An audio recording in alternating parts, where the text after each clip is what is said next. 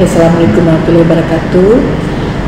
Baiklah, hari ini kita mengenalkan kepada Anda semua tentang masker yang kita gunakan sehari-hari di rumah sakit dalam menghadapi pasien ataupun bahan-bahan berbahaya lainnya.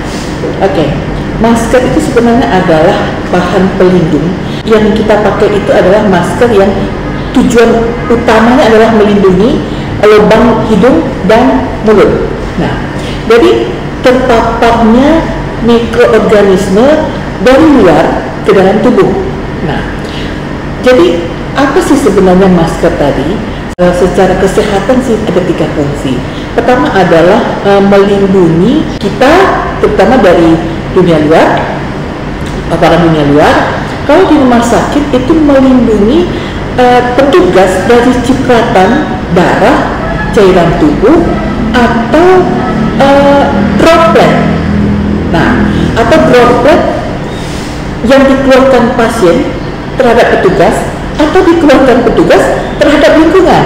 Nah, jadi tujuan awal kita adalah memakai masker ini adalah untuk barrier kita dari terpaparnya mikroorganisme, mau bakteri, mau virus, segala mikroorganisme patogen terhalang untuk bisa masuk ke tubuh kita, dan juga apapun yang patogen dari tubuh seseorang juga terhalang untuk keluar. Secara garis besar, masker itu ada 3. Ya, mungkin anda semua udah kenal itu masker yang 3 itu. Ada masker rumah tangga. Kalau kita lihat yang dijual di jalan-jalan raya itu, masker kain, itu sebenarnya secara kesehatan, secara mikrobiologi lah ya, itu sebenarnya tidak mempunyai proteksi yang mumpuni untuk melindungi kita dari terpaparnya mikroorganisme. Kenapa demikian? Karena itu hanya selapis kain atau selapis atau 2 lapis kain. Tidak ada filter apa-apa di situ. Tapi oke lah, kalau memang sehari-hari itu dipakai untuk jalan raya, untuk di dapur, atau untuk pemakaian sehari-hari di rumah tangga sih boleh ya. Tapi dikhawatirkan pori dari masker rumah tangga tadi itu tidak punya daya hambat untuk memfilter mikroorganisme yang kecil. Nah, untuk dunia kesehatan sebenarnya kita mempunyai 2 masker. Jadi masker rumah tangga itu sebetulnya tidak punya filter apa-apa. Kemudian ada masker medis. Nah, ini dia. Di samping masker rumah tangga tadi, masker rumah tangga yang kedua adalah masker medis, atau istilah kitanya di rumah sakit itu surgical face mask. Jadi ini adalah masker surgical face mask tadi, atau disebut juga masker medis, atau ya ini yang dipakai sehari-hari di rumah sakit. Kenapa demikian? Karena ini sangat cocok kita pakai sehari-hari dalam menghadapi paparan droplet. Sebenarnya masker ini sudah dirancang sedemikian rupa sesuai dengan kebutuhan. Nah, kenapa dikatakan ini seperti masa pandemi sekarang, di mana virus COVID-19 atau coronavirus ini, dia WHO pun masih sampai sekarang mengatakan bahwa penularannya lewat kontak dan droplet. Kalau droplet ini adalah percikan itu bisa bersin, bisa batuk. Nah, jadi kekuatan percikan tadi dapat dihambat untuk masuk kepada seseorang yang memakai ini. Nah, apa sih istimewanya masker medis ini? Dia terdiri dari 3 lapis. Ada 3 filter di dalam ini. Nah, ini kan sama luar dalam ya. Nah, sama luar dalam.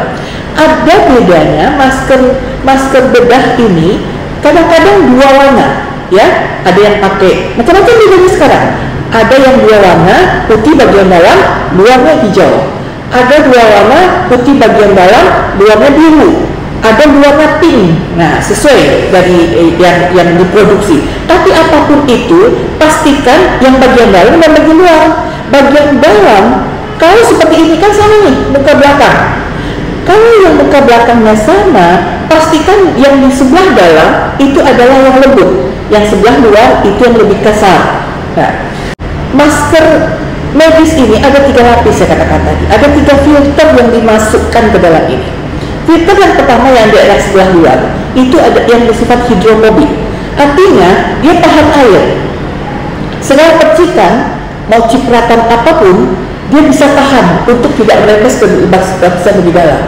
Lalu lapisan tengah itu lapisan yang betul-betul yang bisa menghambat partikel-partikel yang ukurannya lebih besar dari 5 mikron, lebih dari 90%. Jadi partikelnya lebih besar, maksudnya lebih dari 5 mikron. Kalau yang kecil dari 5 mikron belum bisa. Oke, yang sebelah dalamnya itu adalah lapisan yang lembut, yang memang yang berkontak dengan kulit wajah kita. Oke. Nah, jadi apa sih bedanya antara filter ini dengan filter N95 nanti? Ini adalah masker bedah atau masker medis atau surgical face mask tadi yang memang sama muka belakang. Oke ya. Lalu kita pastikan yang kasar sebelah luar, yang lembut sebelah dalam, karena dia muka belakang sama. Lalu pastikan lagi ini talinya utuh. Talinya utuh, jadi sebelum Anda memakai masker, pastikan talinya ini utuh. Jangan setelah dipakai nanti apalagi sudah masuk ke ruangan pasien, ini lepas ya. Tapi pastikan sebelumnya ini utuh. Kemudian seperti ini. Nah, kalau ini memang macam-macam modelnya sekarang. Ada yang memang diikat dengan tali. Ibu bapak bisa lihat bahwa ada yang pakai tali ikat sini, lalu tali bawah ikat sini. Nah, itu ada juga. Tapi kalau ini adalah yang disangkut di sini.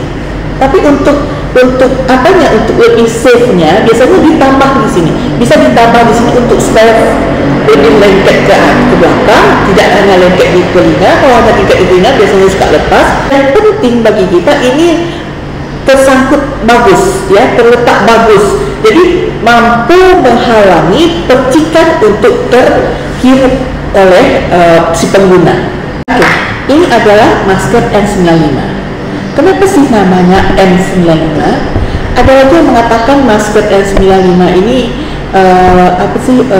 masker yang tidak enak dipakai. Kenapa? Membuat sesak seperti itu.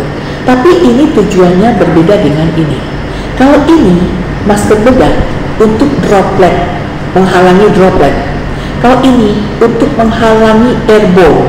Jadi secara penularan, pemaparan ini adalah sangat bagus untuk menghalangi paparan mikroorganisme secara airborne. Nah, N95 ini jauh lebih tinggi daya filter, daya hambatnya dibandingkan dengan masker bedah. Di mana N95 ini memiliki filter di dalamnya 4-5 lapis, jauh lebih banyak ini.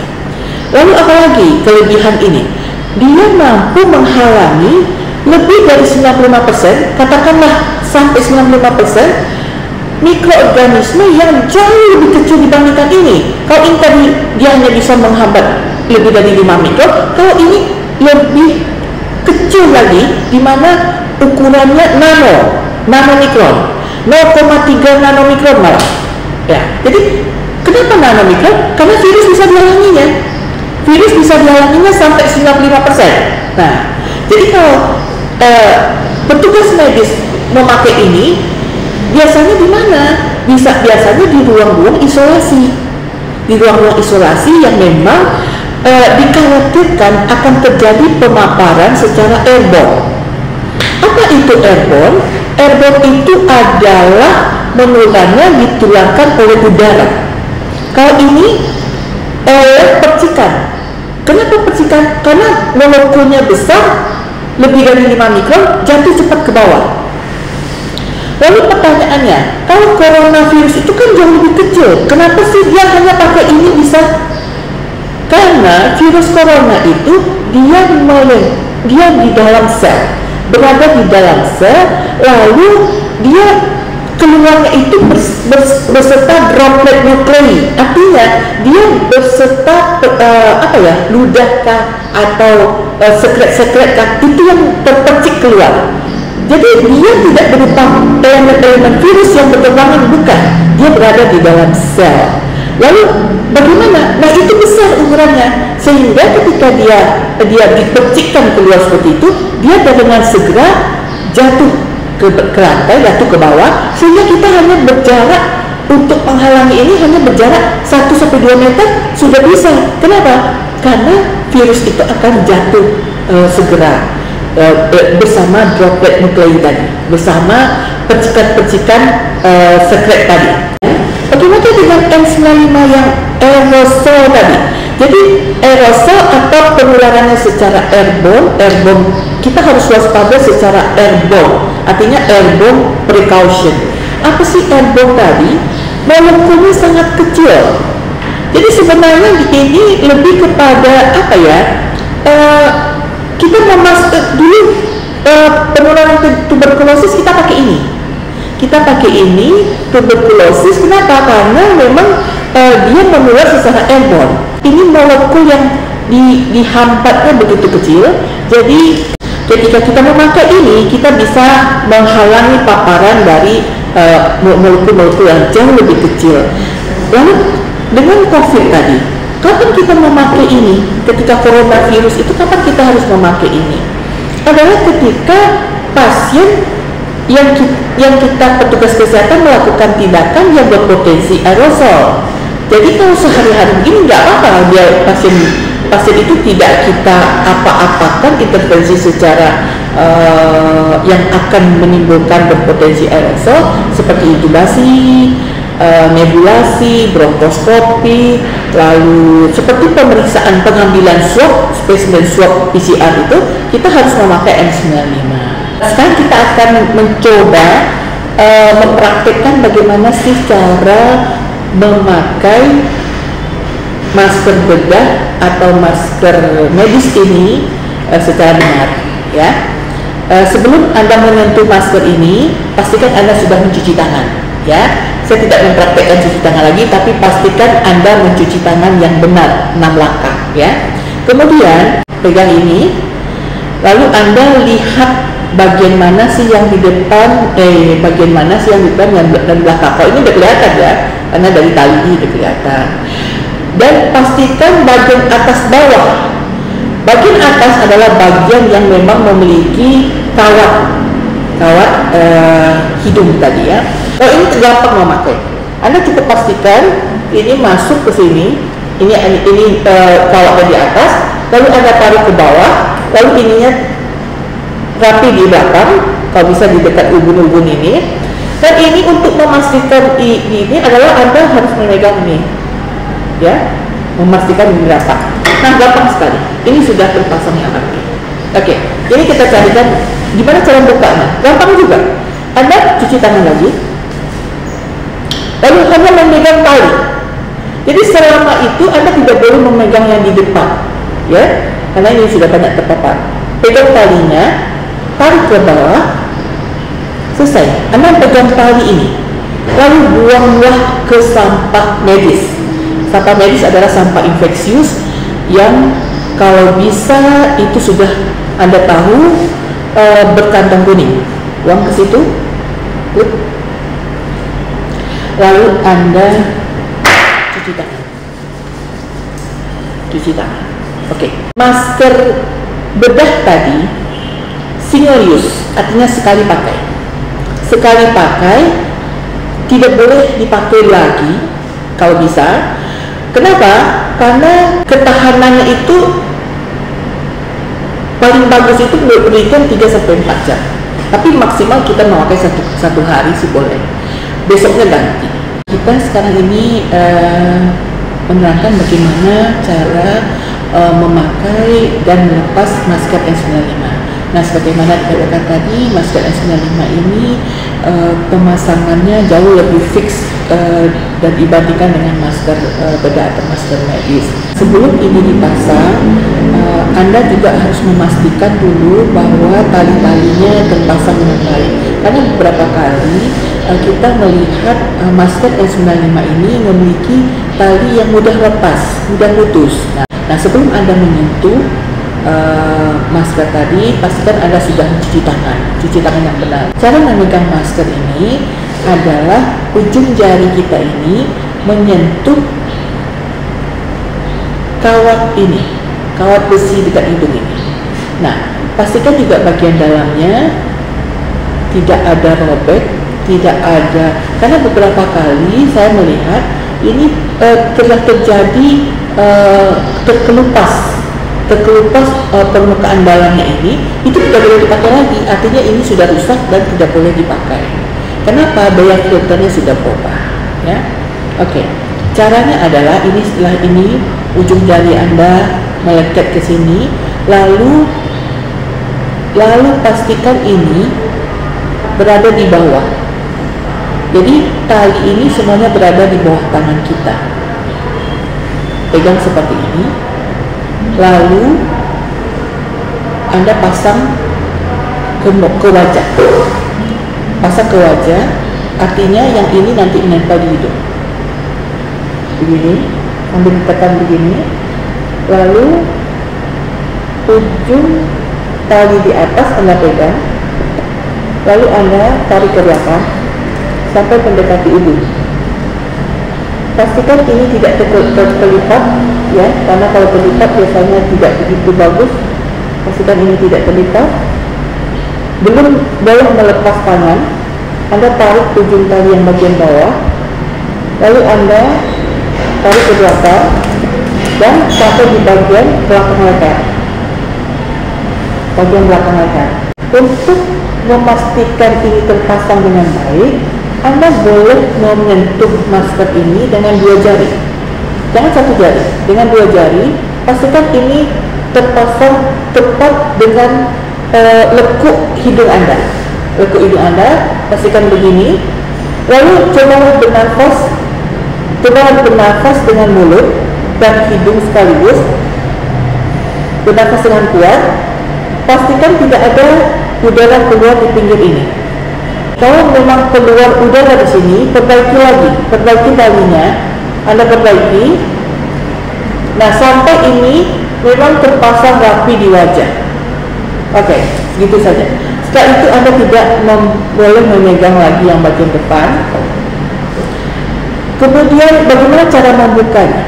Nah, cara melepas masker N95, Anda pegang ini, kemudian tariklah bagian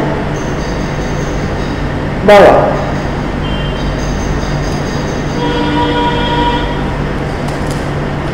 Nah, bagian bawah ini jangan sampai menyentuh baju, ya.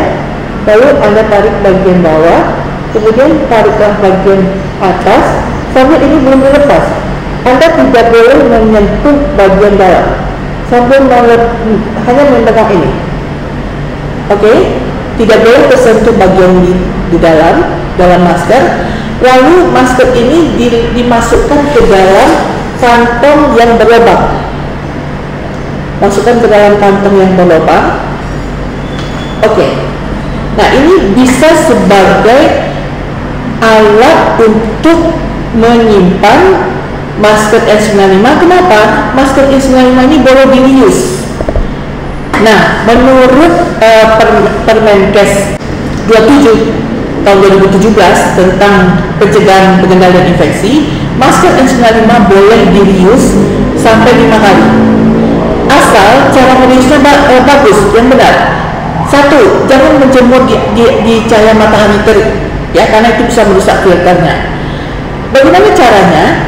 Cukup diletakkan dalam kantong ini dan berlubang-lubang untuk udara keluar masuk, dan diletakkan boleh di pinggir jendela yang ada anginnya, atau di meja ini juga nggak apa-apa, asal Anda beri nama dan keterangan. Misalnya kalau di rumah sakit, misalnya Roslani Rasid, mikrobiologi. Nah, berapa lama? Besok baru pakai lagi. sampai 5 kali. Nah, tapi ada cara-cara lain untuk mensterilkannya sehingga bisa di-reuse dengan baik. Seperti di Rumah Sakit M. Jamil, itu kita mereuse-nya ke CSSD. CSSD Central Sterile Supply Department, kita punya di M. Jamil itu besar CSSD-nya. Jadi ada alat plasma di mana dengan suhu rendah 60-70 derajat itu tidak merusak masker. Ini sudah berapa kali percobaan tidak merusak masker. Lalu masker yang setelah dipakai itu tidak dimasukkan sini tapi ke dalam pouches plastik dan langsung diberi nama berapa kali pemakaian. Misalnya Rosemary Acid 1 kali. Setiap selesai dipakai, masukkan ke dalam pouches, lalu dikirim ke CSSD, lalu balik lagi ke kita baru pakai lagi. Nah, itu sampai 5 kali. Itu sudah sesuai dengan peraturan yang dikeluarkan oleh HIPI, Persatuan CSSD Indonesia itu ya. Jadi dia bisa mengatakan dengan alat plasma tadi sudah bisa mensterilkan dengan baik. Oke, semuanya selesai kita melihat bagaimana cara memakai atau memasang masker medis, masker N95, dan juga bagaimana cara membuka masker medis dan masker N95. Sehingga dengan melihat ini kita bisa samakan persepsi bagaimana cara penggunaan masker-masker tadi. Semoga ini bermanfaat. Assalamualaikum warahmatullahi wabarakatuh.